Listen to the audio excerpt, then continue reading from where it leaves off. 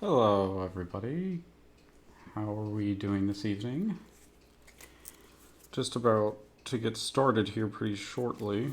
Having a little bit of a Christmas stream today, so we're gonna do something that I hadn't done before yet, but I'm gonna go ahead and play 4 decks against each other. I was planning on 3, but I'm kind of sitting, kind of rethinking it a little bit, and maybe it wouldn't hurt to go ahead and do one more. And like, this is one of the decks that I was thinking about playing tonight as part of this Christmas theme, but this last one, Yurlok, I had I had managed to build a different deck to make up for it, but then after kind of sitting here shuffling up these decks, I don't see any reason why not. We can't have 4 decks here, so we'll get started in a little bit, and get started playing in a little bit, and see about how we're doing with our hands and what each of these decks do and stuff like that. Kind of go through a little bit of explanation so that we can see what we're doing.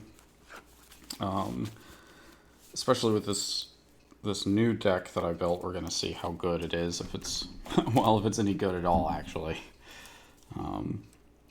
This Yurlok deck isn't necessarily very good, but it's still kind of fun to screw around with, so I'm kind of hoping to see how it does. And yeah, I can. Interesting. Let's see here. We don't know that this is exactly what we want. This might not be quite a good hand, but it does have some of the cards that I'm looking for, so I think I may go ahead and just try it just to see how it turns out. Okay. If I draw any ramp spell or any land, I probably will be fine, but just need that kind of one more thing, you know what I mean?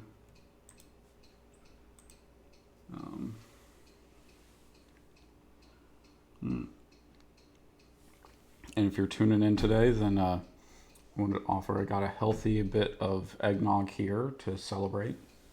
We're still a couple days off, obviously, from Christmas Eve, but that's no problem. Doesn't hurt to start festivities a little early, right? Okay, let's go ahead and turn. This Yurlok deck is not going to be our first deck for the night. So what we have in order is the original, the best, not really the best, but I'm going to say it's the best, Nico Bolas, as our first contestant for the night, representing a kind of weird new build that I'm going to try out tonight. Literally never played this. I have no idea how it's going to do. In fact, I kind of expect that it's going to do terribly. So we'll have Nico Bolas as a Saint Nic deck, which is based off of a gift exchange that I used to do with some friends, which was completely a Magic card exchange, essentially. And the person who organized it would there was like one account that would run it under the name Saint Nic, as in Nicole Bolas. And so we would call it Grixmas because of that. So this is sort of my Saint Nic / Grixmas deck to try to encapsulate some of that group and how that group turned out and everything. Our second deck is Jodah, Archmage. What is it? Archmage Eternal. And Jodah is my Parade Floats deck, which is a deck that's entirely about cheating in big creatures into the game, and not like the very best creatures that have ever been played, but more like, think of it more like like a Christmas parade, or like what is it, the Maze Day Parade, or however that's said. So think of it like a big parade with the parade floats, the big balloons being dragged down the street kind of thing. So think more like iconic creatures than necessarily the very best creatures. And the intent there is just to That's a group of cards that don't really get played very much. I mean, like, some of them do, obviously. Like, I think Oath of Druids is still in there, but, something like Elvish Piper isn't really played in Commander so much anymore. It used to be, like, one of those kind of... Some people would maybe mid-tier kind of decks would play it just because it was still kind of fun, but still did something really powerful. And so there's stuff like that in the deck that I still kind of like playing with, and so I think kind of celebration wise, it sort of makes sense for Christmas. Then we have my infamous Evil Santa Zur deck as my third deck for the night, and that deck is a Christmas zombie deck because, I mean, if you have an evil Santa Claus, which Zur looks like an evil Santa Claus, then you got to have some kind of helpers. And what better helpers, if you don't have access to elves, of course, then what better helpers could you have than zombies, essentially snow zombies. So we have our very highly tuned Zur deck. And it's not tuned in the sense that I've spent a lot of time putting in cards that I really want into the deck, snow cards and zombie cards, and getting the best and kind of making it multicolored zombie. So not tuned in the sense of competitive, but that being said, Zur is still a pretty powerful card in and of its own right, and it would be sloppy of me to let it get too powerful. So it's always a work in progress, but I think that with three other decks at the table, it won't be too good, but we'll see. I mean, zombies by themselves as well can be pretty solid. So, and then the last deck is a very straightforward Yurlok deck. It's trying to take advantage of giving people mana and making them pay the price for having extra mana, which we'll see if that's a problem. Some decks may not find that to be a problem whatsoever, but with mana burn stuff, we're going to see how that turns out. And essentially the idea from it being a kind of Christmassy deck is that you're giving gifts. It may not be gifts that people want, but it is certainly gifts that are given. So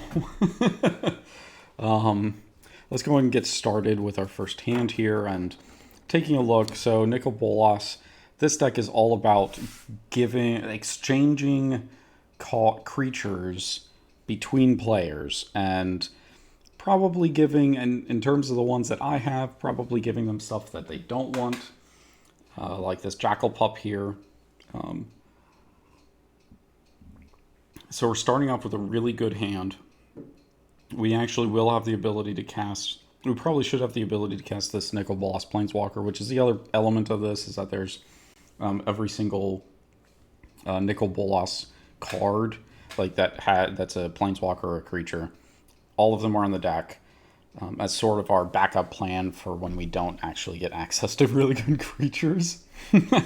that's our backup plan. So essentially, we'll be probably trying to get the Phyrexian Arena out right as soon as we can, and then with the extra draw, hopefully we'll get something that gets us the ability to exchange creatures with other players. And I'm not really big on decks that have a primary goal of stealing other people's creatures, which is why I'm kind of hoping this sort of exchange element will help out a lot with that, and maybe just play around chaotically with it. So I don't know. We'll kind of see how it plays out, but that's what I'm hoping, and hopefully it's not too oppressive, and I can kind of leave this as a deck and figure out how to tune it to really be something special. So we'll go and take our first turn here, and Replicating Ring. That's actually pretty nice, having another ramp card. So especially one that's going to, it'll not only fix our mana, but after a number of turns we'll be able to make a bunch of copies of it, and then these copies will get us any amount of mana that we could possibly want. So let's go and put our foil Crumbling Necropolis into play, and then pass the turn. So Jodah here, our goal here is we need to get up to mana that we can. We're really trying to draw into our cards that cheat things into play, and it needs to be kind of with the cards in the deck, they need to be at random or stuff in our hand, which is why Jodah ended up being the Planeswalker here, so we could get access to all 5 colors and be able to have at least something in our command zone that we can use to get stuff out. Because I did play this deck with, with Progenitus as a Planeswalker, and I have hard-casted Progenitus a number of times in this deck, but at the same time, it makes more sense to have Jodah, and I think Progenitus is still somewhere in the deck, but... So what we're looking at is we already have 2 huge creatures in our hand, so once we get to turn 5, if we can get all of the mana that we need, we're going to be really trucking and hitting people hard, especially with this It That Betrays, which is, I think, the only Eldrazi that I have in the deck, because I kind of felt like, as far as the history of Magic goes, and see, here's the thing with Eldrazi cards, that they're kind of blacklisted from the Commander community unless you're playing competitively, and that kind of sucks, because I think that pretty much everybody sort of outright rejects any sort of Eldrazi card, pretty much no matter what it is, which I think that it's not necessarily always fun, but I think that with some things, like attacking with this turn 6 is obviously way before the number of turns that you normally would, since it's a 12 cost card. But at the same time, it's kind of like, yeah, but this could have been Emrakul or Kozilek or something like that. Could have easily been one of those really, really, really nasty ones. And I wanted to have something to represent Eldrazi without it being like one of the worst Eldrazi that you could possibly play. And so this is sort of my middle ground for now. It's not great, but it's still kind of what it is. So we have 2 big creatures, we have something to wipe the field, and we have a number of land that almost gets us all the way that we need, because we have 1 that taps for any color mana. So basically, once we get 1 more color, we'll actually be golden with playing whatever we need. So let's go ahead and see what our top card is.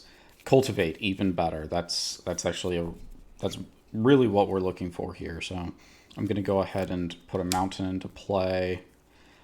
Actually, I guess here we need to leave the mountain as our last one. So we're going to put Sand Step Citadel into play tapped. And so the next turn we'll play Transguild Promenade and then Mountain into Cultivate. And we'll have all the mana we need to be able to start moving forward. Let's look over here at zombies. And zombies, like I said, they do their thing. If you've played zombies at all, then you know how good they can be with the right combination of cards. And Zur definitely helps kind of iron out, especially in multicolor, some of the issues you may run into because of that. Now, what we're looking at here, we're kind of land light. I don't necessarily like to be land light in a 3-color deck, but the fact of the matter is that we actually do have 3 different 2-cost cards and 1 3-cost card in our hand. So we have plenty of turns to get to where we want to be with this. So I think we're going to be okay with this hand because we have the ability to get every color, at least in terms of 2 lands. So let's see what we have. And there's our 3rd land, so that's great. That's basically, we just need 1 more land that's a different color, that's either blue or white, and we can not only play Zur, but then we can probably think about this Glacial Plating. So I'm going to go and put the Arcane Sanctum into play tapped as our first turn, and then pass the turn to Yurlok. Well, I think Yurlok, just because its name starts with Y, and I can't help but think that it should be a Z instead of a Y. So I'm probably always going to screw that up. Let's go ahead and take a look at its hand. Like I said, this is a really straightforward deck. The point is to try to get a bunch of mana, and then I will be able to use my mega amounts of mana because, like I can pay 2 to remove things from the game. I can pay a lot of mana to destroy things, and then I have, like big creatures, and so this kind of mana sinks, cards that cost a lot of mana, and then big creatures. That's kind of the bread and butter of this deck. So That's what I'm hoping to see. Now we still need our red mana, so I'm kind of hoping we get a ramp card or some more land, so then we can Magus the Vinewood, Vineyard, and then get Yurlok out and start really pummeling people for mana, or with their own mana. So let's go and draw Corrosive Grip. That's not really what we want to see, but it's possible that we'll be okay with this. Let's see. It's possible we'll be okay with this because Zur and Jodah may be playing a lot of artifacts.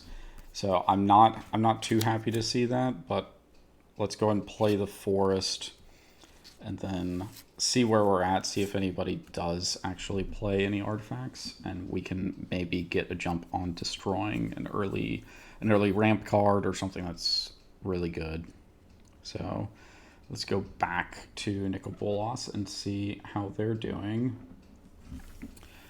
Untap, draw a card, and Reversal of Fortune. So something that we won't be playing for a while. Let's go ahead and put Ice Tunnel into play tapped, and then we are going to... Is this what we want to do? I think, yeah, let's go and do... Well,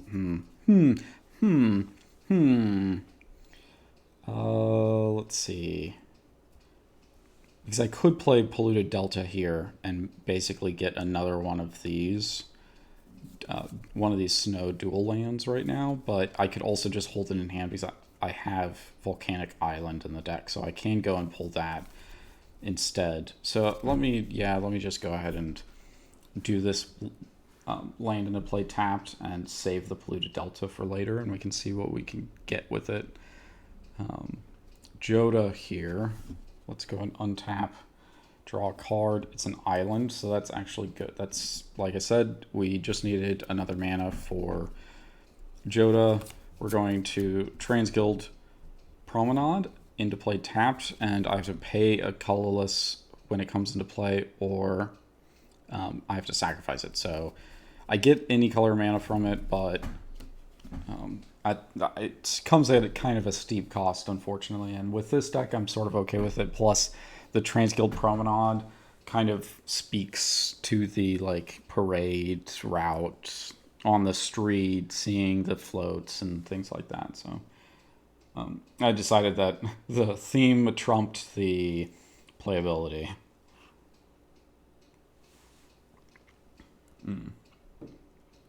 Good eggnog. I really like eggnog. Or I've decided that I really like eggnog, I should say. Let's go ahead and get back over here to Zur. Going to take their turn, and it is a swamp, not too many swamps in a row. So we are going to... We could play a couple of different things. Really, we want to start getting creatures out, so we're going to play Dreadhorn Invasion, so we can start getting zombies out.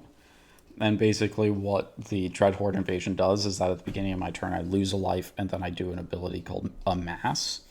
So if I don't have a zombie army, then I get to create one and put a +1/+1 counter on it. And if I don't have if I do have an army, then I just get to put more +1/+1 counters on it. It's a little wonky of an ability, and I don't care too much for it, but it's a zombie card that makes zombies that Zur can find. So I go and do that. And then it has a second ability. Whenever a zombie token you control with power 6 or greater attacks, it gains lifelink. So that's going to be really good later on, because I'm probably going to see a zombie with 6 power or more. At least from my experience, I typically get at least one at some point in the game. So let's turn back to Yurlok and just kind of hope that we get... we manage to draw a land. Please be a land. And it is not a land. That is not good whatsoever. So we are going to have to do something about that. And I think that what we have to do is... This is a little preemptive, but I really need the ability to play Corrosive Grip, and if I don't draw a land next turn, then I'm in deep doo-doo for doing that. So I need to go ahead and play Magus of the Vineyard and see if I can't do something with that. So now, Magus of the Vineyard is kind of a weird card. At the beginning of each player's pre-combat maiden phase, they add 2 green to their mana pool. So Zur is really the only one that can't use it, at least in this setup. The Jodah deck will definitely be able to use it. Maybe not necessarily next turn, but they will definitely be able to use it. And the Grixis deck, this Grixmas deck, I should say, maybe Saint Nick deck, they have a lot of costly cards in their deck, so they'll be able to essentially use it to pay colorless costs. So let's go ahead and take a look at what they may be able to play here since they're next. I go and untap and draw a card, and it is a mountain, so that's not too bad. That was kind of the land that we were looking for. So we ended up with 2 additional mana. We can't really do much with it. Well, actually, let me think about this. Actually, we can't. So what's going to happen here is that we're going to get to do more than we thought we were. So I'm going to play a Snow-Covered Mountain, tap 1, use the 2 green that I got for Replicating Ring. And then this Replicating Ring is going to add a black mana. And then we're going to add 2 more black mana with the other lands that we have. So let me move this over. And that allows us to play Phyrexian Arena. So at the beginning of my upkeep, I will draw a card and lose a life. So I'll start drawing more cards than everybody else, which is probably going to turn out really good for me. But we'll see what happens with this. And with the additional mana that we're getting plus the additional cards, then we should be pretty well good to go. And I'm going to put a little counter on the Replicating Ring to remind myself that each upkeep I'm supposed to do something with that. Because otherwise I'm going to forget. Let's go ahead and turn here. And the Nico Bolas deck, the reason for the Replicating Ring is that it's from a snow set, which kind of feeds into the Christmassy theme type thing. But in addition to that, the deck used to be my Planeswalker deck. I actually built this Christmas deck literally today. So it used to be all Planeswalkers, and Replicating Ring is really good when you have a bunch of Proliferate. So that's what I had it in there originally for, but it just kind of works out that it still sort of fits the theme for this deck. So I got our mountain. So, unfortunately, with 2 green, I can't... Well, let's see. I have the 2 green. I could go ahead and play a land and play Jodah, or I could play Cultivate and get even more ahead than other people. It's kind of... It might be smart to do that. Let me think. 2 green. I'll actually be able to do Jodah next turn with the green. I'll be very reliant on that Magus of the Vineyard if I do it this way. So let me go ahead and do it. It may shut down the game a little quickly. Yeah, that seems a little bad. Okay, so I'm not going to play Jodah. I want to give another turn. So I'll pay an extra mana to do the Cultivate, and we'll search for 2 different basic land cards and put them into play tapped. Or no, one into play tapped and the other into my hand.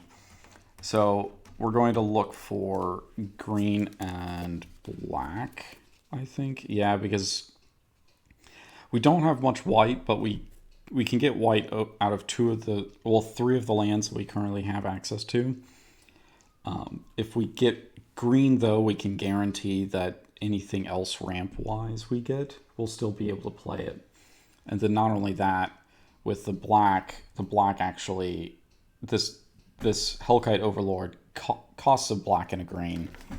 So we can do that as well if we need to. So let's go ahead and get a green into play tapped and then a swamp into our hand.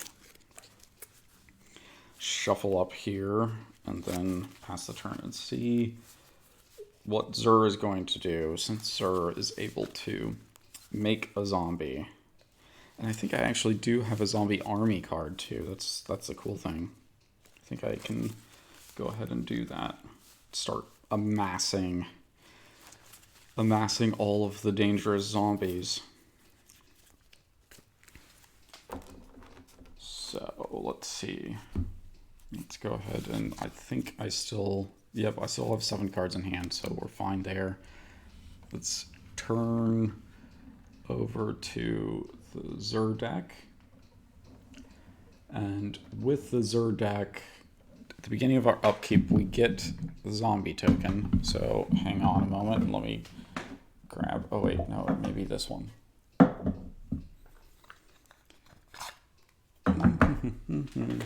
Let's see. Is this... No, I guess it was the other one. Okay. I saw the zombies and I was like, oh, that should be it. Originally, that was my first thought, but then I went, wait a second. I thought I'd stuck them a little bit differently in the box, but... Okay, so there we go. We have our 0/0 zombie. Let me leave some of these zombie cards out. I know I have other zombie tokens somewhere, but let's see. Okay, so this is a 1/1, and we are at less life now. We are at 39 life. So, untap. Oh, that was our untap, then upkeep. We draw a card. It is Blood on the Snow. Well, we'll be able to use that later on. Let's play a land. Then we will go ahead and play one of our other 2-cost enchantments in our hand, which is Rally the Ranks. When it enters the battlefield, it's an enchantment. And when it enters the battlefield, I choose a creature type, which I'm going to obviously choose zombies. And creatures of the chosen type get +1/+1. So now we have a 2/2 zombie instead of just 1/1. Now, we don't really know. Nobody else has really done anything, but 2 damage is still 2 damage. And the Yurlok deck, playing that. So, for me at least, they missed a land drop last turn, which isn't good. But... let me think. Yeah. They missed a land drop last turn. I think. Did they? No, they didn't. So, okay, so gotta evaluate this board. And they played something that ramps 2 mana on their turn 2. So I have to guess that with a full grip of cards, they have the ability to probably play Yurlok. And I'm not going to be able to get through it for a couple more turns, at the very least. So it would behoove me to go ahead and attack and deal 2 damage to Yurlok now and possibly threaten, allow that deck the possibility of blocking with the Magus while I still have the chance here. So I'm going to go ahead and draw first blood and attack Yurlok.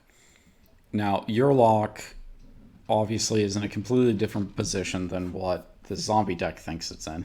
So it's not going to block, and it's going to take the damage and be down to 38.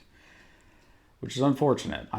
If I draw a land this turn, a good land, a land that I can actually do something with, then we'll be peachy, but it's not really looking that way right now. So untap, upkeep, draw a card. Mountain Valley, which, I mean, not really the land that we wanted, but it is going to be a land that we can do something with. So let's go ahead and play that. We have 2 floating mana. So we're going to pay the 3rd mana and play Croson Grip, destroying. So destroy target artifact or enchantment. We're going to destroy the Dreadhorn Invasion so that they can't keep getting stronger and stronger zombies, and also sort of a response for attacking me. So that's what we're going to do with that. Now it is the next turn, which is back to Nico Bolas. So Nico Bolas has a few things. They untap first. They upkeep. We got Phyrexian Arena and Replicating Ring. So Replicating Ring gets a counter. When he gets 8 or more, then we get to do something special. For now, we're just going to put a counter on. And then we lose a life and draw a card from Phyrexian Arena, which was Phyrexian Grimoire, which I'm sure nobody ever watching this in any sort of future is going to know what that card is just from the look of it. It's quite an old card at this point. So then we draw a card for the turn. It's Rhymebound Dead, which is pretty useless to most people, but it's super useful to us. Now let's see.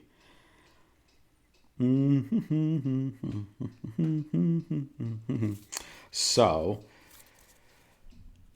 here is the point where we think about how we're going to do stuff. So we have this Planeswalker in hand. We could easily play it this turn, but our problem is that there is a zombie over there and there is Magus of the Vineyard, and we don't really have any blockers, which we can't. So we can't really allow people to take advantage. I mean, like, we'll lose our Nico Bolas pretty quickly, especially because we don't know what the Jodah deck is going to do.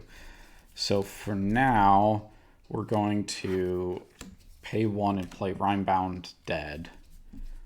Because we can't play most other things. We could technically play this Grimoire. I'm thinking about holding it in my hand for now, just in case. I mean, I guess I could go ahead and... maybe I will go ahead and play it. I want to get up to this Reversal of Fortune and try to catch a really good card in somebody's hand. But so we'll go ahead and play the Phyrexian Grimoire. What it does is a 3-cost card with pay 4, tap, target opponent chooses one of the top 2 cards in your graveyard. Remove that card from the game and put the other into your hand, so that I basically get to recycle cards from my graveyard, which fits into the theme of gift giving. In the spirit of giving, give me one of my cards back, you jerks. Polluted Delta, we will sacrifice it, lose a life, and we will go find a swamp or an island. So we are just going to go ahead and grab... I think we need to grab something that has black in it. Yeah, let's go and grab something with black in it. We have a couple of different snowlands here in the deck, so the good thing is that we should still... Yeah, there we go. Because we have one of the black dual snowlands, so we're going to get the other one, which is Sulfurous Mire. Comes into play tapped, which is a great time for us to play it because we weren't going to play anything else this turn anyway, and I really highly doubt that we're going to block with the Rhymebound Dead this turn necessarily, so I'm kind of happy just leaving it as is, and what we'll do is we'll have 1 mana up next turn so we can regenerate Rhymebound Dead when it blocks somebody. Now, of course, it's kind of looking like we're going to see Jodah here shortly, and so we'll kind of just hold on to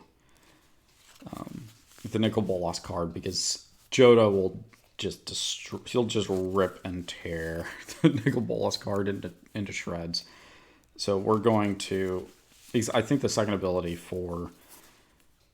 Well, basically what we're going to do... Sorry, let's see. Let me cut that on camera. What we're going to do with a Planeswalker is see what he casts, what Jodah casts, and do the second ability here to destroy target creature or Planeswalker. Because that's probably what he's going to play with it, is some kind of creature or Planeswalker. And if he doesn't, then I can do Reversal of Fortune. So let's go and rotate again. Let's go untap, draw a card. It is Somberwald. Somberwald Sage. Oh, I totally didn't think of... I forgot about the Magus of the Vineyard. I should have done that, actually. Oh, well. So. Oh. Okay. we can actually do two things this turn. We're going to play that.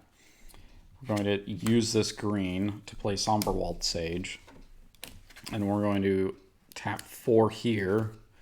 So we get a white out of one of these 2 lands. And that allows us to play Jodah.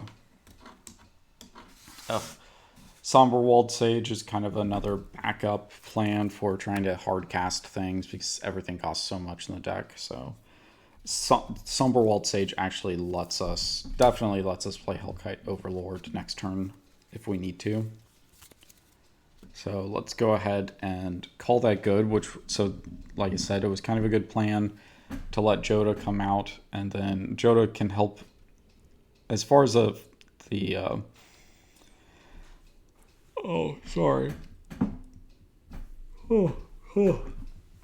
as far as the Nico Bolas deck is concerned, Jodah needs to cast something so it can destroy it or exchange it, actually. Nothing like being in the Grixis spirit, exchanging a really shitty card for a really good one. Turn, untap. Let's draw a card. Can it not be... It's unfortunate, because now we should be casting Zur this turn, but instead we have a bunch of lands. Let's see.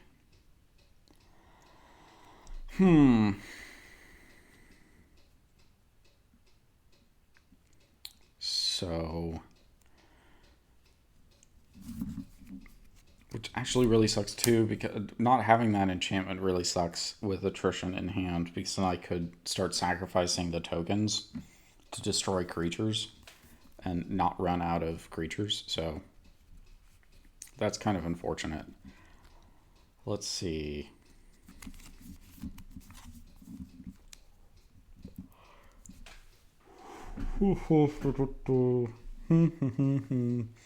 We could play Blood on Snow this turn, but it doesn't serve us much good because we can just wait. Everybody's about to start getting out really powerful things, so we don't really need to hurry ourselves on Blood on Snow. So we're really looking at one of these other cards, and I'm thinking that Waste Not is the one that makes sense. We're not really seeing anybody discard cards right now, but sometime in the future they might be. And we're not really doing much else this turn, so let's go ahead and use one of our floating green from Magus the Vineyard to get Waste Not out. So we could play Withered Wretch. I'm thinking that we just hang off on that as well, because basically, like I said, we'll wipe the field, then we'll use Withered Wretch to exile people's graveyards to prevent them from getting back whatever they lost. So with that in mind, we're going to pass the turn to the Yurlok deck, who has managed to somehow survive with Magus the Vineyard out for way too long. Like, really long. Way too long to be having this creature out. So let's untap, upkeep, draw a card. Is it a land? It is actually a land. Holy crap. So let's go and play a swamp. Then we will activate this, sack it to get a mountain. I don't think we have any sort of special, like we have some, like, I think the snow duels in here, but we really need it to be untapped this turn. So I don't think, unless we just happen to run into a regular like Ravnica dual land, which we didn't, so I'm just going to go and get a basic mountain.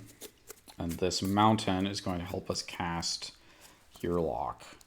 And we're going to go ahead and use both of the green we get from Magus the Vineyard to cast it so that we don't take any damage from Yurlok.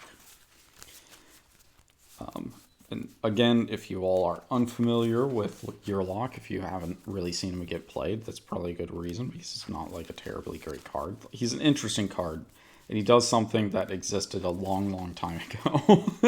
But he's not especially great. He lends itself to being a group hug deck, and then therefore just kind of flops when you need him to actually be good. So we'll do this. Yurlok is a Vigilance 4/4 with a player losing unspent mana causes that player to lose that much life. And then you can pay one colorless, tap Yurlok, and add, or each player adds 3 mana, 1 red, 1 black, 1 green to their mana pool. So sort of the idea there is that, actually I'm going to do one more thing. I'm going to play Quest for Renewal, which won't do me any good right now, but it will later on. So back to Yurlok. So because I'm giving each player 3 mana, I can end up ending that turn, and if they can't immediately cast something or activate something at instant speed, then they'll just take 3 damage. And so it's basically a lightning bolt to the face whenever I want. With Quest for Renewal, if I tap creatures enough times, then what will happen is I can untap all of my creatures every turn.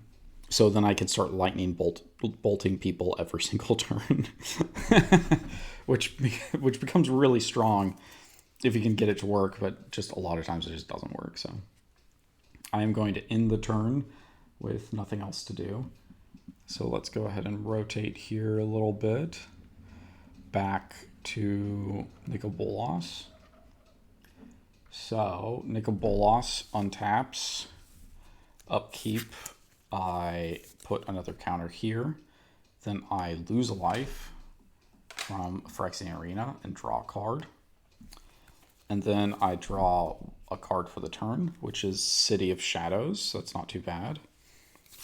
So, let's see. Everybody's finally starting to get out stuff. We don't really want to play Nico Bolas yet, I think. I think what we want to do is we really want to consider getting our commander out and start using its stuff every turn. So let's see. It costs 7 mana to get out.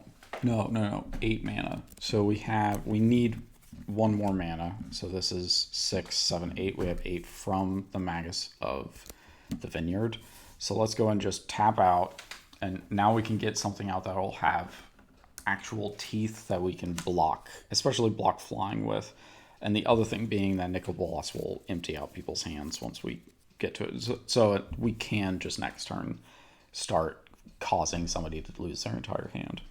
And we don't get any mana burn. So happy days have come at last. Let's shuffle back over to the Jodah deck, our Parades Floats. And this turn, since people are playing big cards, so we draw a card for the turn. We get 2 mana from Magus the Vineyard.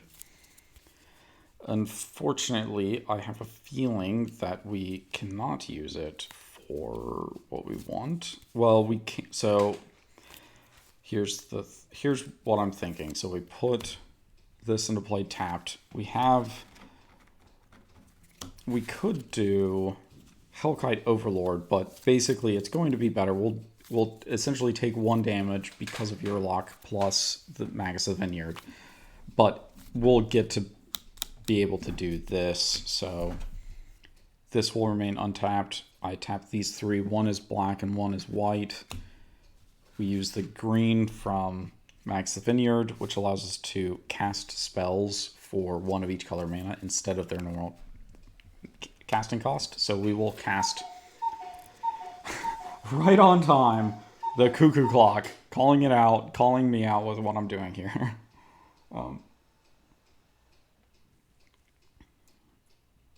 We get It That Betrays, which is an 11/11 Annihilator 2.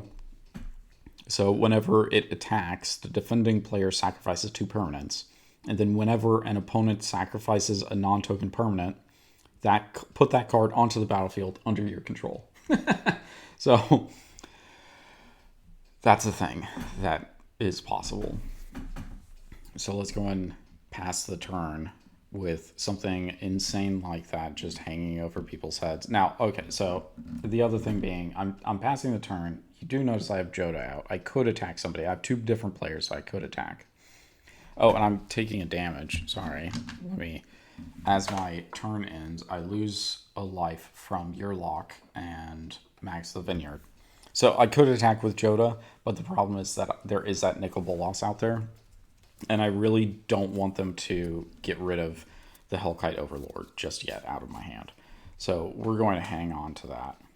And if we have to block with Jodah, then we block with Jodah, and that's fine.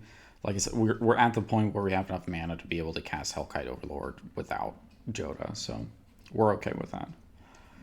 Now let's get back over to Evil Santa Zur, who understands that it is time to do something. So Undead War Chief, that's pretty good. That will be something that we do next turn. But this turn, we are going to pay 4 here, 2 more with Magus of Vineyard, and we're going to cast Blood on Snow. I get to choose one, destroy all creatures, destroy all planeswalkers. I am going to absolutely destroy all creatures. Its second ability doesn't do me any good, so normally it would allow me to return a creature or planeswalker if it was in my graveyard, but because I won't have any, I won't return anything. Which, like I said, sort of unfortunate, but that, like that second that second ability doesn't get anything for me, but it's better to do it this way with both Nico Bolas and It That Betrays on the battlefield. So as I go around, I'm just going to go ahead and clear the board for that Wrath effect, because there's nothing else for that turn. So, but I'm not going to reach across, spin this around and try to remove things really quick. I'm just going to go ahead and do it as I come to it. So they lost 2 creatures. Untap for the turn, draw a card. Let's see what we have. Swiftfoot Boots. Sorry. That sucks. That does me 0 good here.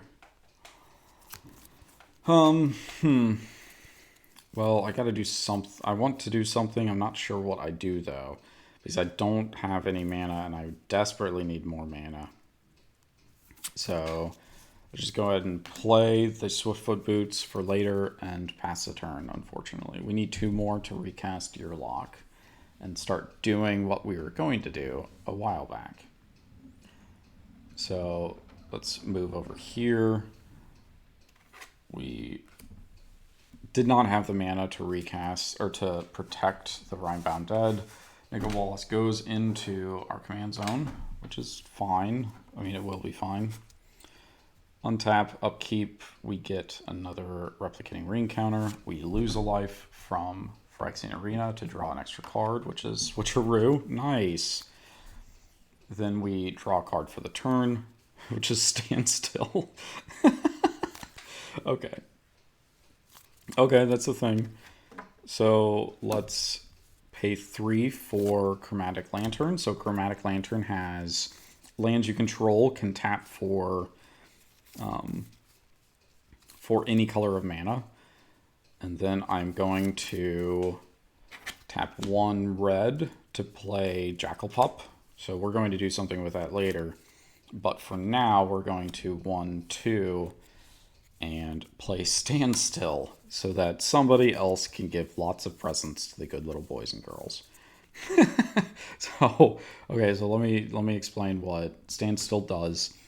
It's a 2-cost blue enchantment that has, whenever a player plays a spell, sacrifice Standstill. If you do, each of that player's opponents draws 3 cards. So now we're like, okay, so you can play whatever you want if you want, but if you do, then everybody else gets to have a big leg up in advantage. So there used to be a whole legacy deck built around Standstill. It was actually really, really good, because essentially you would play things without playing them from your hand, so you would get through the Standstill ability and get to still put things, and then once your opponent tried to play a card, you would sacrifice Standstill, draw 3 cards, use one of those cards to counter the spell that they played.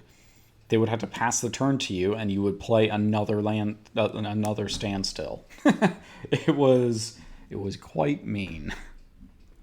It was quite mean in the days when there wasn't more powerful things to do. Let me put it that way. So we're back to Jodah. So we're one turn away from getting back to where the Wrath effect originated from. So Jodah died. Our Somberwald Sage died, and that betrays. And the other thing is that this deck does not have a lot of graveyard recursion. So if something goes there, it's pretty much there. Let's draw a card. Search for Tomorrow. So we put that into our hand. Play this. We do have 7 mana. We need 8 for the Hellkite Overlord. Let's go ahead and... Now we could be really mean here and hit Jackal Pup really hard. Actually, let's just wait a turn. We actually don't need to hurry here because we have the land that we need to play Hellkite Overlord. And Hellkite Overlord, it doesn't matter what standstill you have, we're going to be wrecking your face with it. So I'm not really that concerned about it. And I'm just going to pop on over to the zombie deck and let them activate the standstill, maybe, possibly. So, swinging around here, we do not have anything that happens. So we are just going to finally draw the land that we need, but it has to come into play tapped. So now we do have different things that we could do here. We could arguably get out this Undead War Chief, or we could get out Attrition. I think that neither of them, if we're going to activate the standstill, I think what we activated on is Zur. So I think it's better if we just wait here and see if anybody else is going to activate it, and then kind of if they do, then we're in the clear. But otherwise, we'll just play Zur next turn and say it's okay, because Zur is going to give us so much advantage that I'm not like too concerned about it. I'm not concerned about losing the 3 cards, is what I mean. Oh man, no, not that. Oh man, it's a ramp card, but if I play it, then everybody else draws the cards, and I really need the cards. Like, I really need to try to draw into some lands. So I have to just let it go. Yurlok is in a desperate position right now. Unlike Jodah and Nico Bolas, who are like, yeah, this is great. This is the best thing ever. Ever. Okay. Untap. Upkeep. We do Replicating Ring again. We lose a life and draw an extra card. So we drew Gauntlets of Chaos. Awesome. And then we drew Interplanar Beacon. Now, we could have done Standstill before the Nico Bolas card, but I was still kind of afraid of what somebody would pull out real quick. So we're going to go ahead and play the City of Shadows. Kind of revealing our hand here, but we are going to...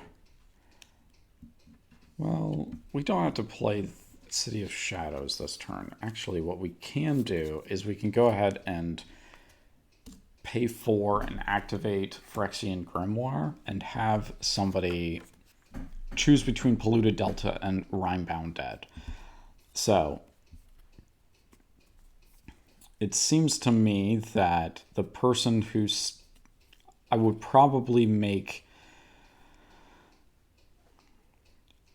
Right now, the weakest player at the table is probably the person I want to be making the choices. I want them to decide whether or not they want to put me, like, essentially give them the opportunity to get on my good side. That's what I want to do. Because if they think they're on my good side, then we essentially make an alliance. So the weakest player is definitely the Yurlok player, because the other two have done significant things already, and they still have cards in hand. So we're going to have the Yurlok deck choose. Now, as a Yurlok deck, I have these 2 choices here. I can give the Nico Bolas deck more mana, which could be the whole intent here, is to try to trick me into giving them more mana. But that being said, they seem to be noticing that they have Jackal Pup here. They're probably doing some kind of shenanigans with it. So creatures are probably... That being said, probably what they want. So I'm not going to let them have the Rhymebound Dead. I'm going to let them have the land. So now I can, instead of anything else, I will play this land. And Chromatic Lantern lets it tap for mana instead. And we're just going to leave it at that because we have all the mana we need. And card draw, we don't necessarily need the card draw, but it's fun to like force other people into this position. So, because I'm already drawing extra cards too. So, let's move on to the Jodah deck. And now, like I said, this turn, Jodah draws into Impromptu Raid. So let's go on a fishing expedition. We're going to play another land. We have 8 mana. Let's go and play Hellkite Overlord for 8 mana. And the thing about Hellkite Overlord is that it's an 8/8 flying trample haste. So nobody has the ability to do anything about this. Unlikely that somebody's just going to pull out a removal spell real quick. Can actually use it on Hellkite Overlord. And if they do, then still I got it out of the way, and I'll be able to do my ramp, and I'll have my Wrath effect, and I'll probably start doing this Impromptu Raid. I'll just activate it a bunch of times in a row. Because next turn I'll be at 9 mana, so I can activate it 1 time next turn, and then the following turn I'll be able to activate it 3 times, and I'll start just churning through my deck with it real quick, and we'll see what kind of parade floats we get. So let's go ahead and see if anybody actually drew anything that could do something to stop Hellkite Overlord first. So the zombie deck drew into 2 land and Zombie Master. It's not going to have anything to stop Hellkite Overlord, so that's fine. Let's move on to Yurlok and see what Yurlok got. Yurlok got Dameable Pact, Heartbeat of Spring, and a Swamp. So nothing there that can play at instant speed, and nothing in hand either, really. So that's okay. But we did draw into another land, thankfully. So we'll play the land and play the ramp, and then we'll be able to. Now, there is the question of playing Heartbeat of Spring so we can get out Yurlok next turn for sure, but we'll be able to get Yurlok out next turn for sure, and then we'll play Heartbeat of Spring, and hopefully that will really hurt people on stuff, on the mana burn. So let's swing over here, and let's see if Nico Bolas got anything at instant speed. And no, it didn't, just 3 lands, which it's funny that that's what they drew. Okay, so Standstill is now in the graveyard. We have fully resolved it. Now, looking here, the Nico Bolas deck. So if I'm Jodah, I'm looking over and I'm seeing that we do have Zur that's undoubtedly coming down next turn. The Yurlok deck is still just doing nothing, so there's no point in attacking them right now when they're essentially defenseless. But the Nico Bolas deck definitely has the mana to recast Nico Bolas at some point. They have mana. They've obviously held back so that... They've definitely held back so that they can take advantage of the 3 draw cards. So we're going to go ahead and attack them for 8 damage, which does do a big hit. The Nico Bolas deck is down to 27 now. And with that ends the Jodah turn, and we can move on back to Zur and see what our Santa is going to do with his elves here. Now, untap, draw a card. We have Prison Term. Oh, that's nice. So let's put that into our hand. We will play Isolated Chapel. So we can't do anything. We can stop the Hellkite Overlord, but there really isn't any point to this just yet. So we're going to go ahead and I think we'll do this. Do we have any other reason? Anything else that we could play? No, not really. So we're definitely going to play Zur this turn because then we can start shopping for stuff that we need. We'll play that, and then we will... I think that it's okay that we go ahead and tap 2 and play Withered Wretch here so that we can consider exiling people's graveyards, especially to get rid of the It That Betrays that's still sitting over the graveyard, because we're not like 100% sure about the Jodah deck not having recursion, so we want to at least get that out of there just in case. Now, we do have Waste Not, and with people having drawn a bunch of cards, I'm kind of hoping that we're going to see somebody discarding cards and we'll be able to activate Waste Not and see it get to do some fun stuff. So let's turn over to the Yurlok deck, which is finally getting to do something now that it's drawing land. And not another land. We didn't draw another land. Oh well. Okay, so we play that. We play our swamp, then we play our Bonder's Ornament, and thankfully we don't discard any cards, but we do have the ability to destroy an artifact or enchantment at instant speed if we need to. I'm looking around and I'm not really seeing anything that we would need to do that with, so we're kind of okay just hanging out one more turn and then probably casting Yurlok next turn and seeing what happens. Especially because we can give it haste next turn, so that's good.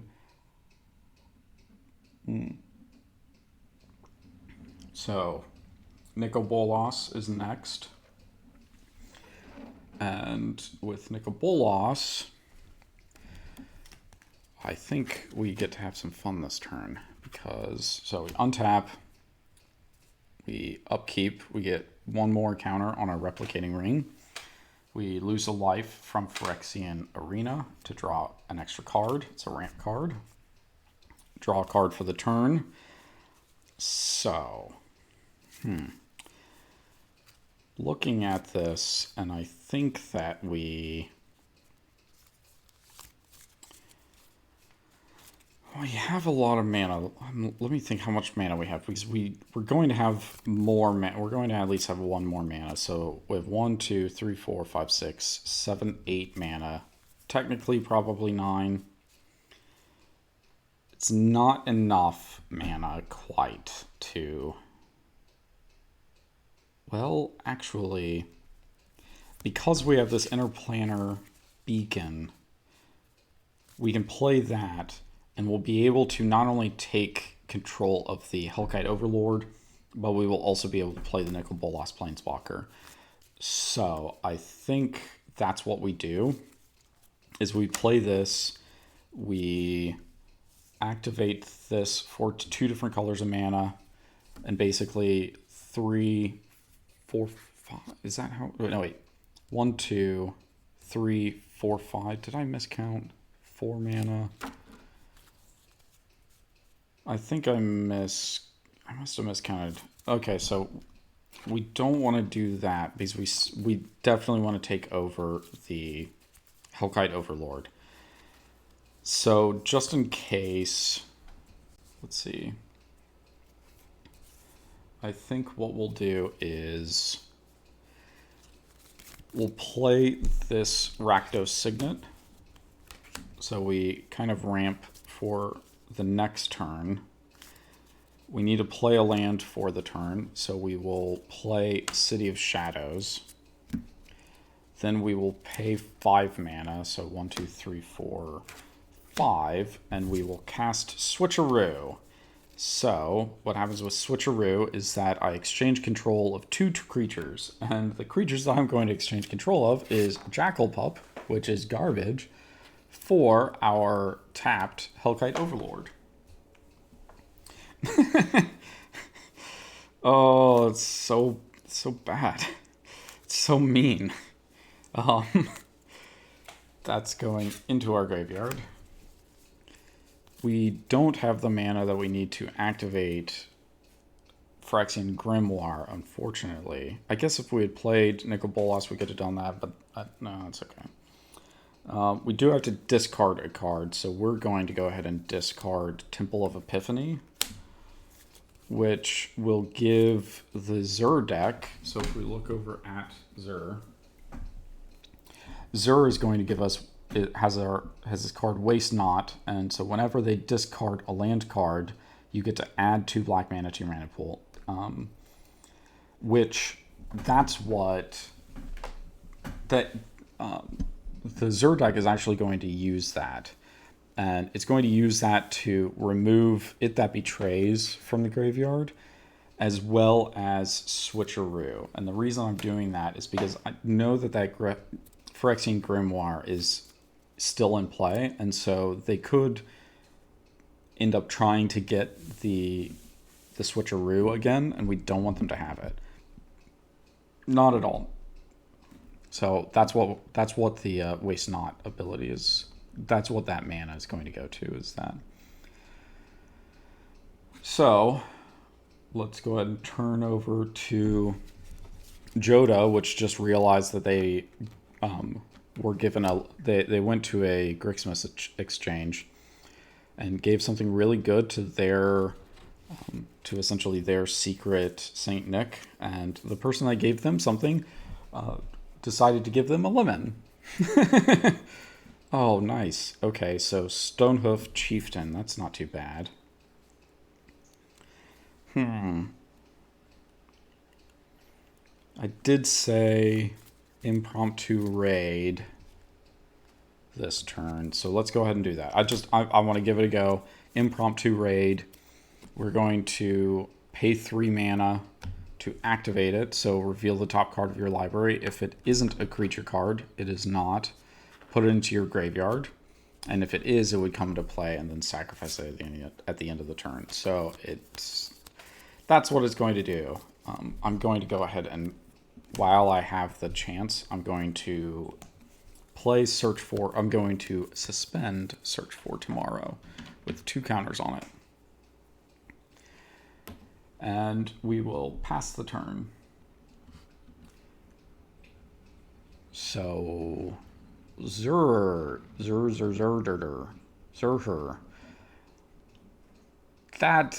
That Nico Bolas deck is not looking very nice. It looks like a jerk.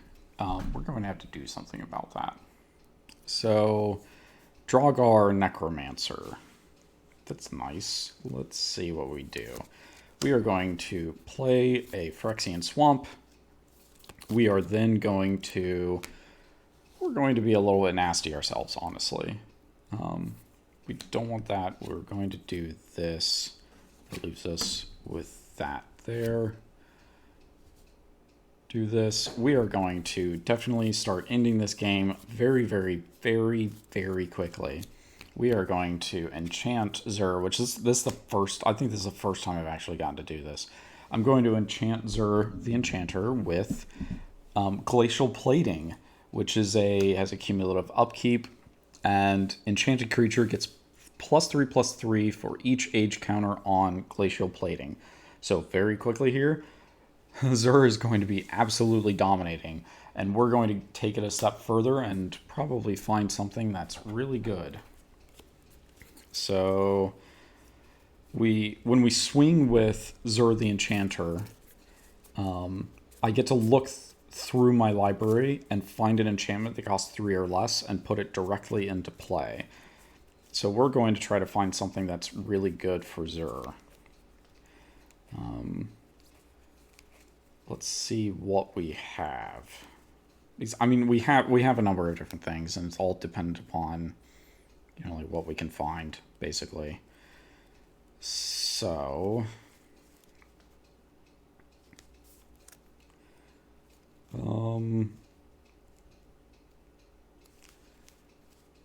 let's see. Because we can get pump effects. There's a lot of different pump effects. We could get some utility stuff. I'm thinking the utility stuff is not going to be very good. We need to essentially offset the damage that Hellkite Overlord is going to deal to us, because it's absolutely going to attack us. So I'm going to go ahead and grab Steel of the Godhead, which allows Zur to have unblockable and lifelink and +2/+2. So Zur is going to deal 3 damage. Plus, that's going to be commander damage on top of that. Going to deal 3 damage to the Nico Bolas deck. And we're just going to cross our fingers that he does not have the ability to steal my Zur, because that's going to be really bad news bears very, very quickly. I will have a lot of problems taking care of that here in a little bit if that's going to be the case. I'm hoping that I can last a few turns with the glacial plating, and basically I'm hoping for about 2 short turns to wipe out the Nico Bolas deck. So shuffled, put this here. I deal 3 damage to the Nico Bolas deck, and I gain 3 life. Did I say 2 damage? 3 damage. 1, 2, 3. Let's go ahead and grab a card so we can keep track of the commander damage. So Saint Nick here is going to take 3 from Zur. From Santa. I like that better. He's going to take 3 damage from Santa.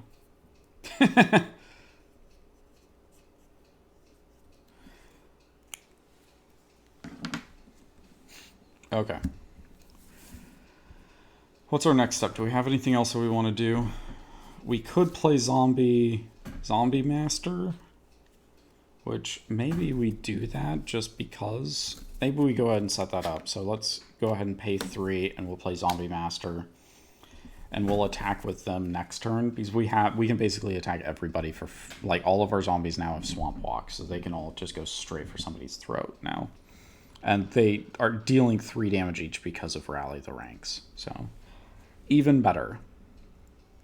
Let me take another drink here.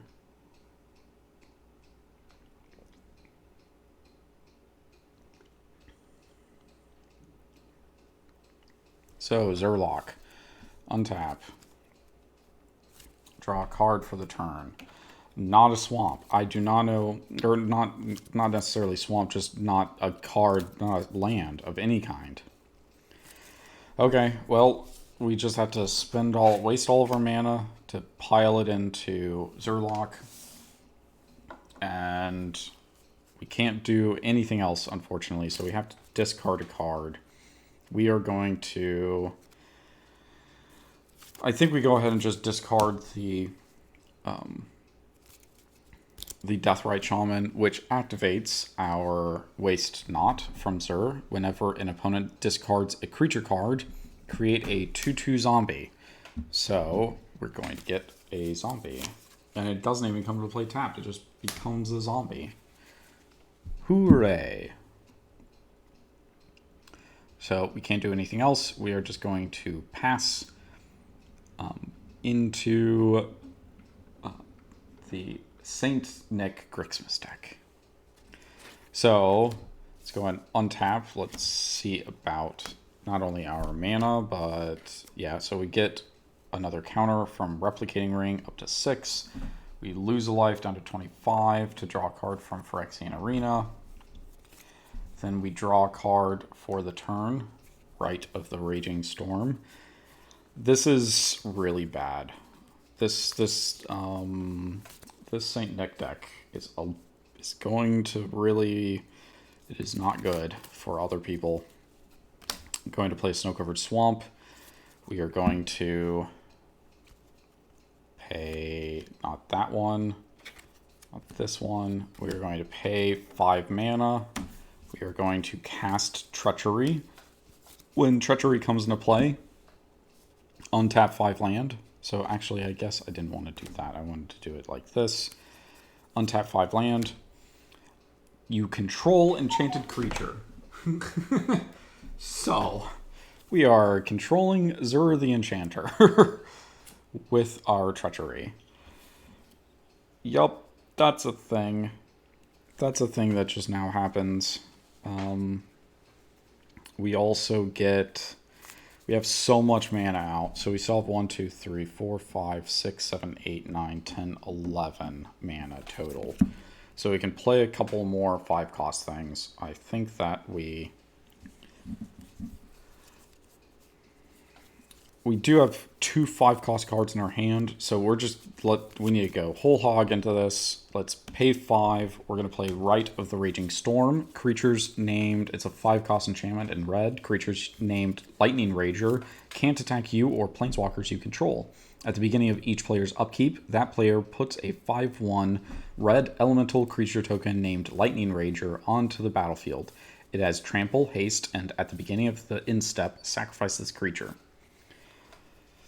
Yep, that's a thing that I have now. So 1, 2, 3, 4, 5. Using one, it uses 1 to activate the Rakdos Signet, but I mean, all of my mana taps for any, all of my land tap for any color. So essentially I can make whatever combination of 5 in 3 colors that I want to. And that's going to, oh wait, why is he tapped? That's going to be used to create, or to cast Nicole Bolas, Dragon God. And he's going to start with 4 counters on him.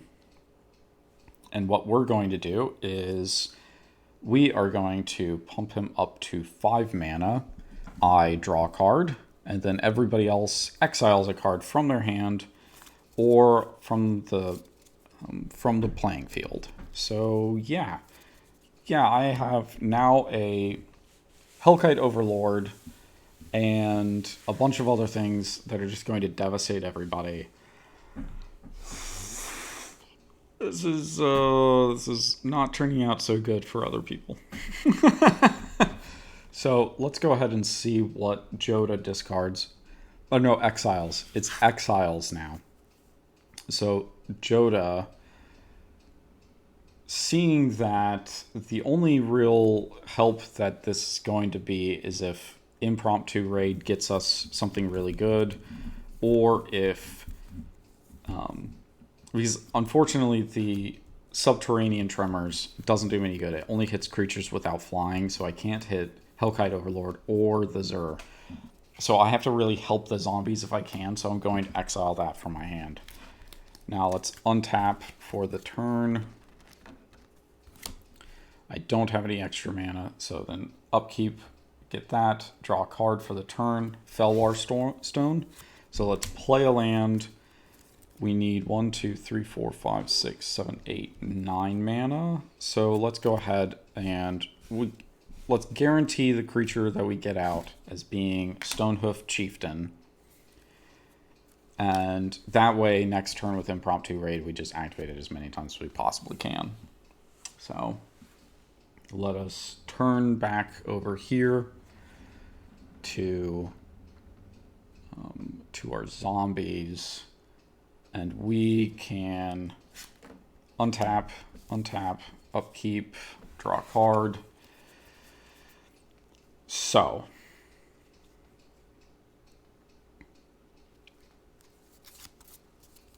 let's see.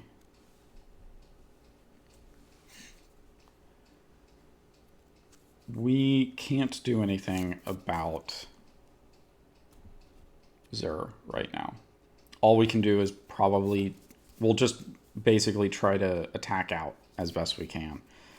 So the best way to do that is to play the Undead War Chief, and doing that, zombie spells I cast cost 1 less to cast, and zombie creatures I control get +2/+1. So we're going to hold up black mana for Zombie Master, because we really need to do that just in case there's a board wipe or something similar. And we're going to attack 2 zombies at the Nico Bolas deck and 1 zombie at the Nico Bolas Planeswalker. And because they control the swamp, all of my zombies have swamp walk, so they can't block them. And each of these zombies are now, 2 of them are 2/2, 1 of them is 2/3. They get +1. They get 1/+1 from Rally of the Ranks, and they get a +2/+1 from the Undead War Chief. So they get +3/+2, which means that 1 zombie kills off the... Oh wait, I was supposed to exile a card, and I would absolutely exile Attrition because it's not helping me. Everybody has black creatures, essentially. So I'm not going to be able to do much with Attrition. Especially because I can't get any tokens. So I did draw a token thing this turn, but I didn't know it was on the top of my deck until, so I can't include this in my decision-making process to fix the mistake that I made. So attrition is what gets exiled from the Nico Bolas Planeswalker, but now the Nico Bolas Planeswalker is dead, and the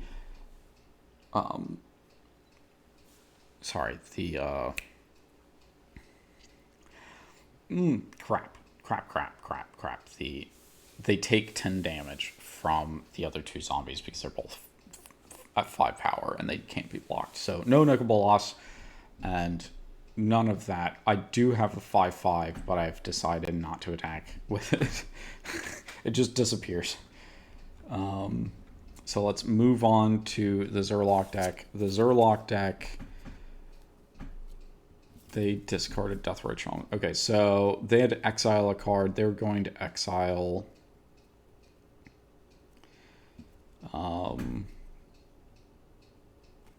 Creekwood Ghoul is what they're going to exile. Okay.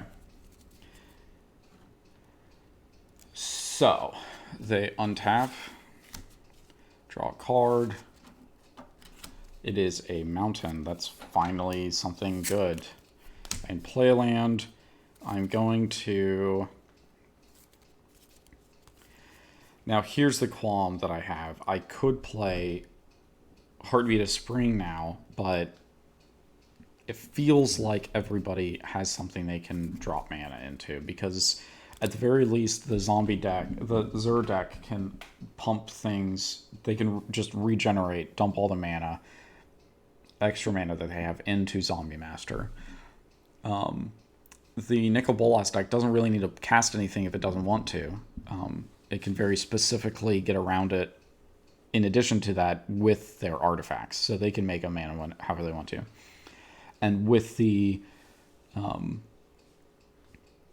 what is it? The Blarg, the Jodah deck has a mana outlet in Impromptu Raid. So we don't really gain anything by doing it. We really need to figure out how to gain an advantage. And I'm not really sure how we're going to get around to doing that, honestly. I think that we do protect Yurlok with the Swiftfoot Boots.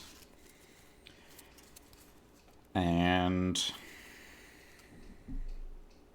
can't really kill anything.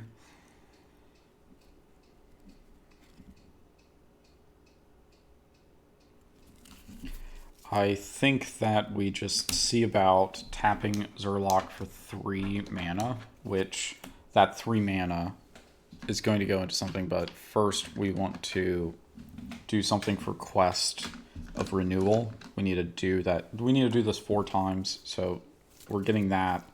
And that 3 mana is going into Grim Feast whenever a creature is put into an opponent's graveyard. I get to gain amount of life equal to that creature's toughness. And not only that, but at the beginning of my upkeep, I'm going to lose 1 life. So hopefully we can kill some things and get some life. But then the other thing that we can do... We do have Lightning Rager, but we don't really want to attack with it. I think that what we do, though, is we go ahead and pay 2 and destroy the Rager. No, wait. We need to destroy Glacial Plating, because Glacial Plating is going to really take over this game if I don't destroy something. Destroy it now. So Glacial Plating is destroyed, and not only is it going into the graveyard, but the Nico Bolas deck loses 2 more life. So the Nico Bolas deck, we need to go back over here. I could have given Zur back to the Zur deck, but we really don't, kind of don't want that. So that's there. We finally get to untap with Zur, though. So untap. Oof. Upkeep, we have 2 upkeeps. We have Replicating Ring and we have Phyrexian Arena. So we are at 13 life. Now we're at 12. Ouch. We draw the extra card. Then we draw a card for the turn. Oh my gosh, did we really? Okay, let's see. Command Tower. So, we actually can do something really weird here. Let's see how much mana that we have, though, because I think it's too much. I think it's too much mana. 1, 2, 3, 4, 5, 6, 7, 8, 9, 10, 11, 12 mana. That's not... We don't have enough to do what I was hoping, which would be we drew a card to switch places with artifacts, creatures, and lands. So we could give up our Phyrexian Grimoire to get Swiftfoot Boots, and then we have Magus of the Mirror to exchange life totals. Oh, that's awful. Okay. Let's see. So I think that first we attack. So we can't stop the zombies, but we can at least do a dent. So we attack for 11, but we get to search with Zur for an enchantment 3 or less. And I don't know that there's anything that we have that could possibly save us, but it's still worth looking and seeing if I put anything in here. Because I really don't think that I put anything in here that's good enough to stop what's about to happen to me.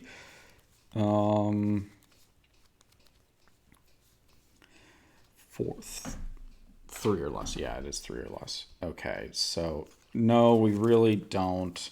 We have Heuristic Study. That's like, it's a little too late, you know what I mean? But it's sort of what we don't have much choice here. So, shuffling up. I'm actually really happy about this. I've been kind of like sort of making a big deal about this Nico Bolas deck, but it really is really good. It's been really good. I like the exchange. It's a little iffy, but it's still kind of okay.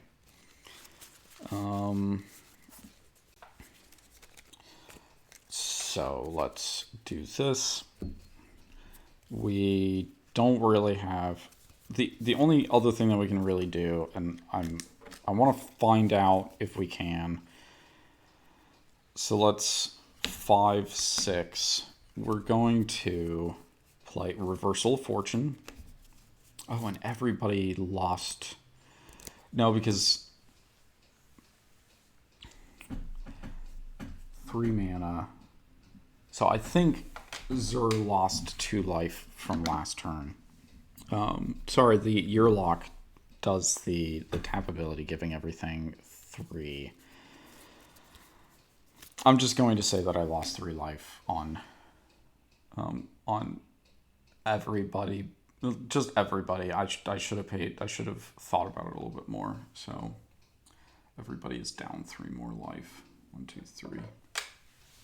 Okay, so Reversal of Fortune, target opponent reveals their hand, and you may copy an instant or sorcery in it and play the copy without paying its mana cost. So I'm forcing somebody else to give me a gift. I don't think Zur has anything.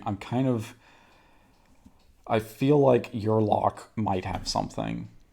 And then the unfortunate thing is that the Jodah deck has basically nothing. And the Jodah deck would probably be what I'd pick. Unless if I was coming into this game and I didn't know any of these players and I kind of saw what they were playing, the Jodah deck does have a lot of creatures, but Jodah is also one of those decks that can have pretty much anything in it because of Jodah's ability. So normally I would be inclined to pick Jodah if they had more cards in their hand, but they only have 1 card in hand. So we don't really want to choose them. Not really. So we're going to go ahead and choose Yurlok and see what they have in their hand. So they have nothing that matters because they're 2 sorceries. Both are X cost. We can't do anything with that. So Reversal of Fortune is basically completely wasted, unfortunately. We still want to do something I don't know that we want, like, we can play Magus the Mirror, but we're pretty much going to die from Zur. We know that we're going to die, so sort of the thing that we're going to do is we're going to go ahead and we're going to exile the Zur card so that they can't have access to it when I die. It's going to have to go into their command zone, and I lose control of that. They get their Seal of the Godhead back, and that is that, unfortunately. I mean, like, I can get one of these cards back, Reversal of Fortune or Treachery, but I can't play it, and I can't block, so I'm definitely dead this turn, and it's good. I've had a really good run, so I'm kind of okay with that. And I'm one turn away from Replicating Ring, too. That's so unfortunate. Replicating Ring makes, like, a bunch of, like, 6 or 7 copies of itself or something once it reaches the maximum amount. And those copies also get counters on them, so that's the crazy thing about it. Okay, untap, upkeep. Let's activate or finish casting the Search for Tomorrow. We get to look for a basic land card. We go ahead and get a Plains because we don't have a Plains here. So let's shuffle real quick, draw our card, and then see about Impromptu Raid.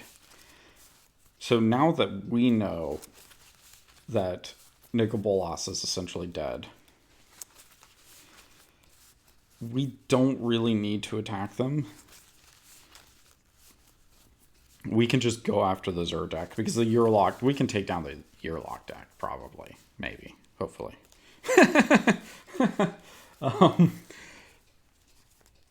We don't want to kill them off, because then they'll just attack with the zombies at us, and we don't really want that.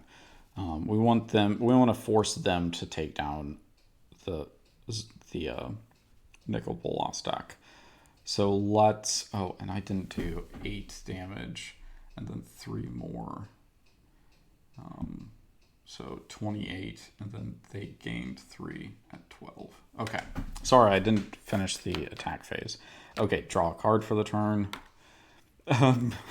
Braid's contra. This is the other thing, so I don't know if you can see, but somebody altered this Braid's card so that it would have a Santa Claus thing on it for Christmas. Oh man, it's really tempting to put this in the other deck, but cheating into play, that's kind of the whole thing with this deck. Okay, so we want to organize this in the best way possible to get the most activations, and I think that's how we do it. We get 3 activations. So let's activate Impromptu Raid 1 time. It is Sunblast Angel. Comes into play, destroys all creatures that are tapped. Holy crap, that changes a lot. Yeah, the zombie deck is going to regenerate each of its zombies, though. So that's okay. It does gain haste, though. So then we tap 3 more. We reveal land. Goes into graveyard. Let's go ahead and tap 3 one more time. Revealing Mercadian Lift. Goes into the graveyard. We don't have an additional mana or something to play the Felwar Stone. So let's go ahead and attack with Stonehoof Chieftain and Sunblast Angel at the Zur deck. Now the Zur deck, if we turn here, so Jackal Pup is going to stay where, actually Jackal Pup could attack. Let's go ahead and use the Jackal Pup against the Yurlok deck, actually. So it's going to definitely take the 2 damage. I can't do anything about that.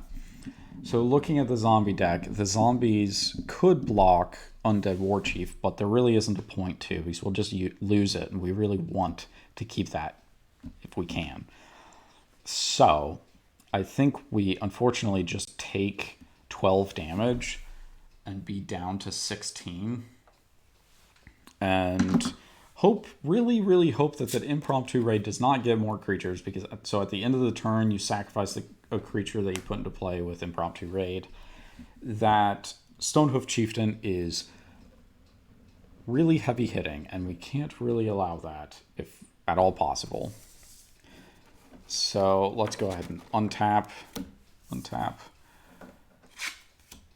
upkeep, draw a card. So we got another land. Let's go and play that land. So we can do a few things here. We aren't going to activate this, so let's go and put that. Actually, we have to switch this around. So let's do it this way. So 3 mana is going to put Prison Term onto the Stonehoof Chieftain to prevent it from attacking or activating abilities. So that's good for us. Then we're going to play 3 more and enchant the Jodah deck with Curse of Disturbance. So Curse of Disturbance is a 3-cost enchantment with enchant player. Whenever enchanted player is attacked, create a 2/2 zombie creature token. Each opponent attacking that player does the same. So this means that we're going to get free zombies each turn. We get to hold up 2 to do some more regeneration. So 3 of them do have to go after the well, actually, we're going to switch it around here. So we're going to attack with all of our zombies. One of the zombies is going to go over and attack the Jodah deck, but the other 3 here is going to kill off the Nico Bolas deck. And because I attacked the Jodah deck, I do get a free zombie, thankfully. And so that will act as a blocker for next turn. Now let's go ahead and, so that means, so the zombie that attacks by itself. So why I say this is because each of these zombies are dealing 5 damage each. Well, except for Undead Warchief, it's dealing 4 damage, which is enough to kill the Nico Bolas deck. But this other one is going to deal 5 damage and bring the Jodah deck down to 31. So now let's shuffle on over to the Yurlok deck, and let's see what the Yurlok deck can do now. Now let's see. So whenever I untap, but here's the so at the beginning of your upkeep, I lose a life. So I did lose a life from this. But whenever a creature is put into into an opponent's graveyard, I gain life equal to that creature's toughness. So I actually gained 8 from the Hellkite Overlord. I'm just going to do it on this dice. So I gained 8. I gained 5 more from the Angel, so 13. I was trying to think if there was something else. No, I don't think so. Yeah, so I gained 13 life. So 4 of that, 29, goes up here. So I'm at 49 life. Okie dokie. Let's draw a card for the turn. It is Mask of Avacyn. Well, I think that, oh man. I think that what I do is I go ahead and I tap 1, I tap Yurlok to give everybody 3 mana. So St. Nico Bolas is dead.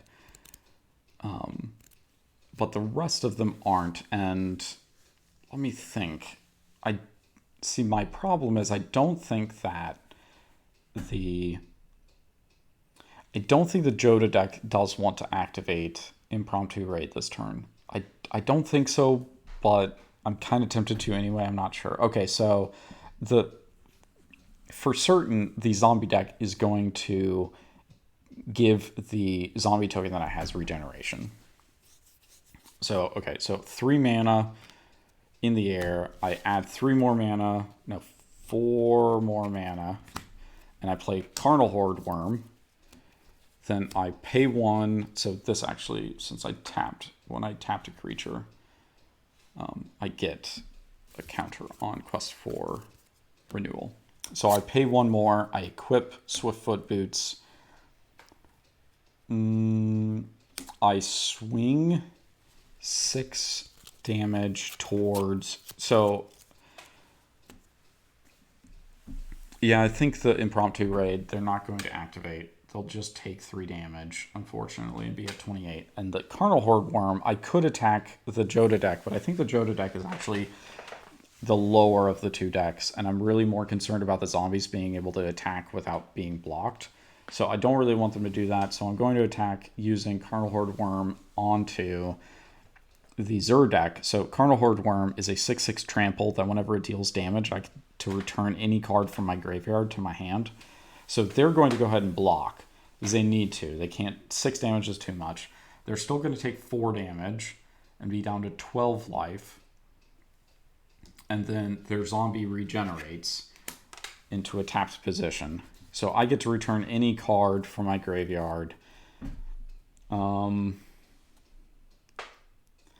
Let's think about this.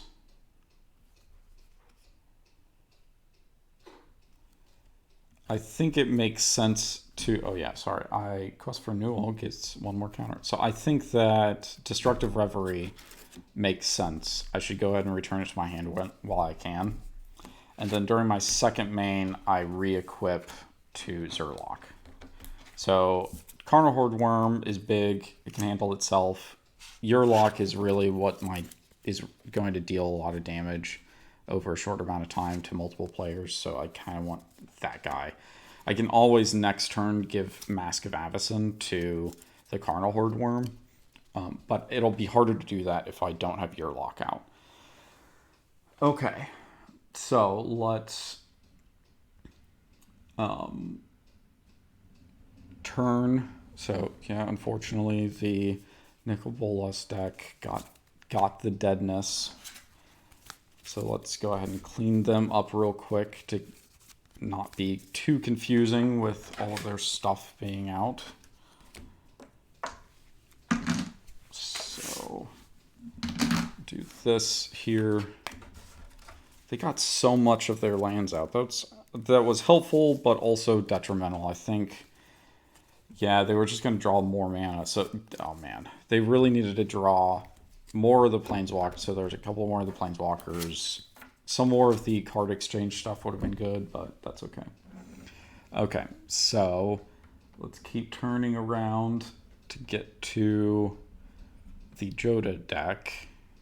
And this guy's actually gone too, because that's what happened when Nico Bolas disappeared. Okay, sorry. So we untap, upkeep, untap, draw a card. It is Summoning Trap. Interesting.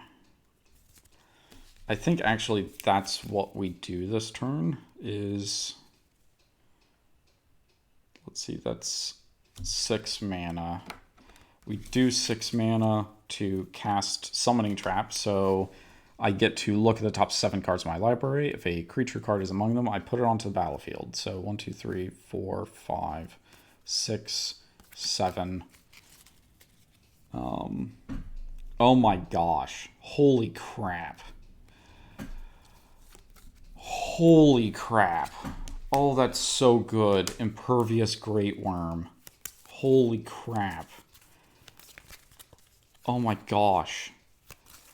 Oh, it is indestructible 16/16. Unfortunately, does not have haste. We will pay 2 mana to put Felwar Stone into play. Then we'll pay 3 mana to activate Impromptu Raid. Is it... Oh my gosh, Imperial Archangel? Holy crap. There literally couldn't have been a better top deck, I think. No, I guess it does go away, unfortunately. Man, that's so unfortunate. Because I think I'm going to die next turn. That's okay. I mean, before my next turn. So let's go ahead and attack with Imperial Archangel.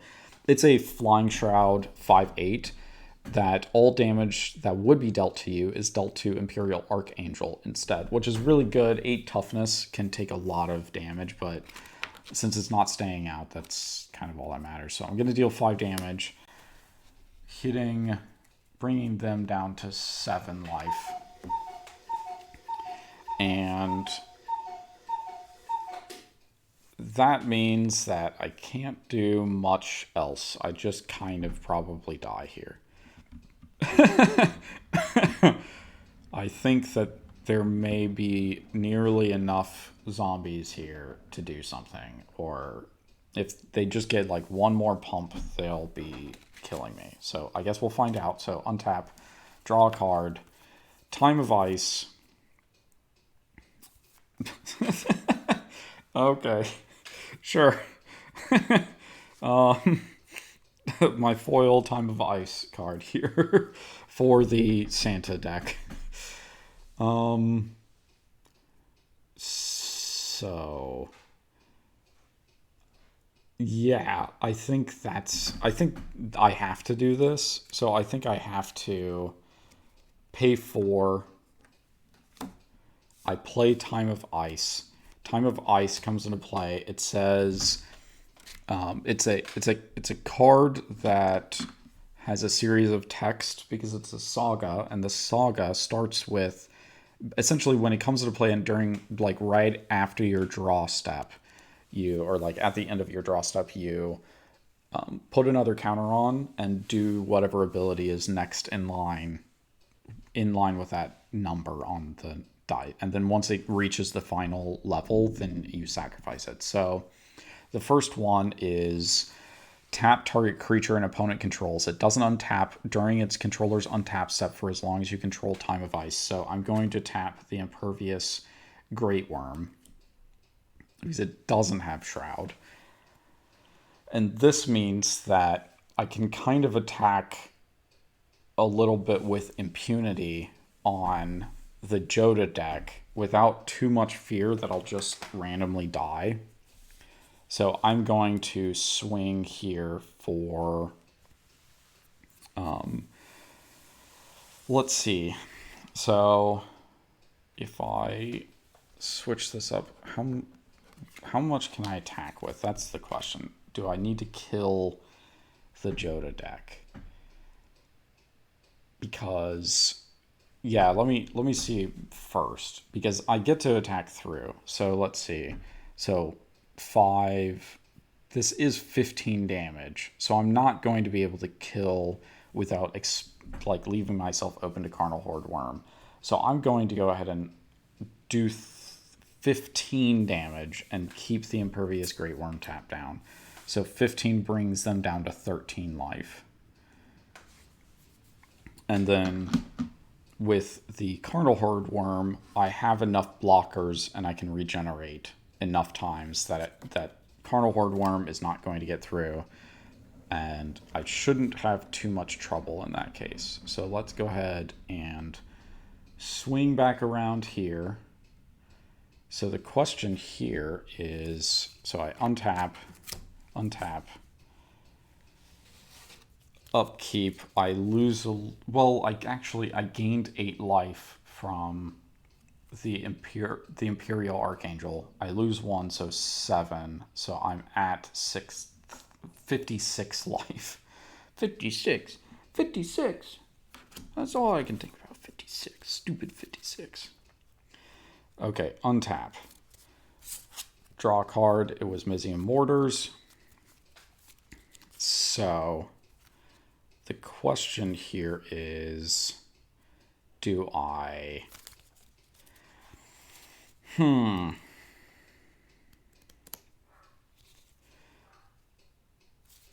I think I could actually take a swing at... So what I'm thinking here is that I pop into Heartbeat of Spring. Let's see, actually, so let's see.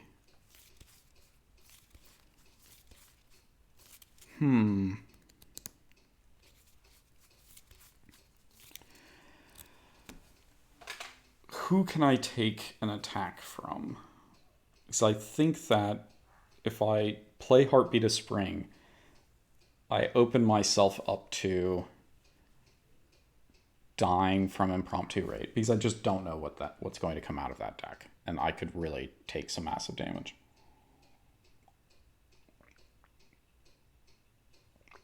I could take a couple of Alpha Strikes from the zombie deck, though.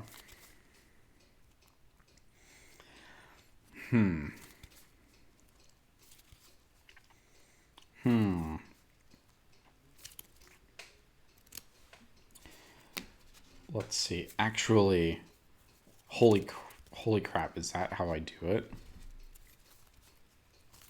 Do I...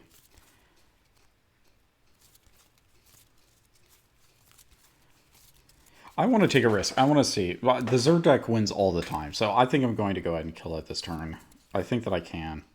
So what I'm going to do is I pay 1 to activate Yurlok, which puts me up to 4 here. So now everything I do will untap each player's upkeep. So I have 3. Here's the 4th. I play Heartbeat of Spring. So Heartbeat of Spring has whenever a player taps a land for mana, that player adds 1 mana of that type to his or her mana pool. So right now I have a lot of mana. So what I do is I 1, 2, 3, 4, 5, 6, 7, 8, 9, 10 mana. That is enough to... I need 9 mana for this. So, okay, so I... Damnable Pact. Targeting... Oh my gosh, I'm actually going to win with this with Yurlok. So I use Damnable Pact and empty out all of my mana. So 10 mana, I have 8. So I force the Zur deck to draw 8 cards and lose 8 life. They lose the game. This goes into the graveyard. They're dead. Then I attack. During my combat, I attack the... sorry, I'm spacing a little bit. I attack Jodah for 6 damage with the... I need to move some of these cards, sorry. So I can make sure to actually see things. So I attack with Carnal Horde Worm, which puts another counter here. Not that it matters after 4, but that's okay. So I attack for 6 damage, bringing them down to 7 life. And I get to return a card from my graveyard to my hand. I'm going to return Damnable Pact to my hand. So now... Oh man, I should have left mana open. That's okay. They're going to get a crazy amount of activations with it. I should have redone this a little bit. I can't take it back now. I don't have a land anyway. Okay, that's okay. That's okay. We're going to see what happens. So, sorry, what I'm thinking is that I do get to untap, and if I had 1 mana left over, then what I could do is I could have activated Yurlok and dealt 2 more damage and destroy the impromptu raid. So let's go ahead and spin around and look at the Jodah deck. And basically this is Jodah deck's last turn. They have 1 chance to do this because they actually lost 3 damage from... I think actually in this case they would activate impromptu raid and they didn't get anything. Okay, so untap, upkeep, draw a card. It is Thraxamundar. That doesn't really help us this turn. I mean, it sort of does, but it doesn't really. Okay, so how many activations with impromptu raid do we get? So that's 2, 3, 4. Oh, wait. 1, 2, 3, 4, 5, 6, 7 activations. I think that doesn't make sense to just activate it as many times as I can. Because I'm not sure exactly what's in the top of my library. I mean, like, the problem is that if I get some really good stuff, then Thraxamundar isn't going to be... Spending the 7 mana on it isn't as good. So I think we just go ahead and activate impromptu raid 7 times and see what happens. Nope, that was 1. This is 2. This is 3, 4, 5, 6, 7. Oh my gosh. So these go away. I mean, it's still crazy funny here. So we do this. We have these creatures. They're all going to attack. So 16, 24, 34. Oh man. 34, 41, 42. 42, and then 46. So that's 46 damage, leaving them at 10 life. Wow. That was one attack. But that being said, they're going to gain a crap ton back because I have to sacrifice all of these. So they're going to gain 17, 18, 22 life back. So 22. They're at 32 life. Holy crap. So those go away at the end of the turn. It says I didn't kill them, so I definitely need to kill them next turn. Like, I need another turn of that kind of insanity. But I don't think I'm going to get another turn. Okay. So we are closing in on our final turns here. I don't think there's going to be another game. This is really fun, actually, to kind of play these 4 different decks. I think they were balanced well enough. Like, I think the Zur deck is still a step above. I think I do want to build one more Christmas deck. I mean, I think it kind of makes sense to build another Christmas deck and do red-green. But we'll get there. We'll get there. So let's finish shuffling, because Progenitus shuffles itself back into the library. That's why I'm doing that. Okay, so here's the thing. Yeah, we just win this turn because we turn this around back to Yurlok. Yurlok had discard their hand. That's the unfortunate thing. But it doesn't really matter because we're going to untap, draw a card. Swamp, we play that.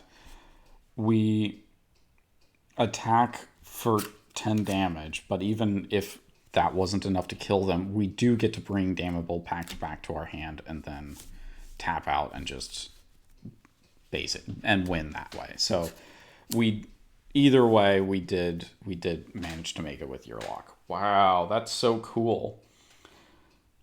Normally Yurlok just kind of peters out just enough because it's still kind of a group hug deck. So unfortunately it can still kind of get its lunch eaten by other decks who just take advantage of the mana boost to win the game.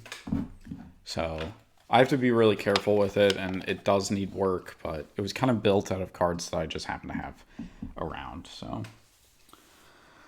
well, that was fun. Well, I think I'm going to go ahead and wrap it up here. So for those that did watch, thank you for watching. I will play one more time probably on Sunday. We'll do another casual stream as usual. I'm not sure what decks we'll play. I'll probably decide that when I get there. But for now, we'll just kind of slowly ease our way into an end of stream and have a good night. And also, I guess in that case, Merry Christmas.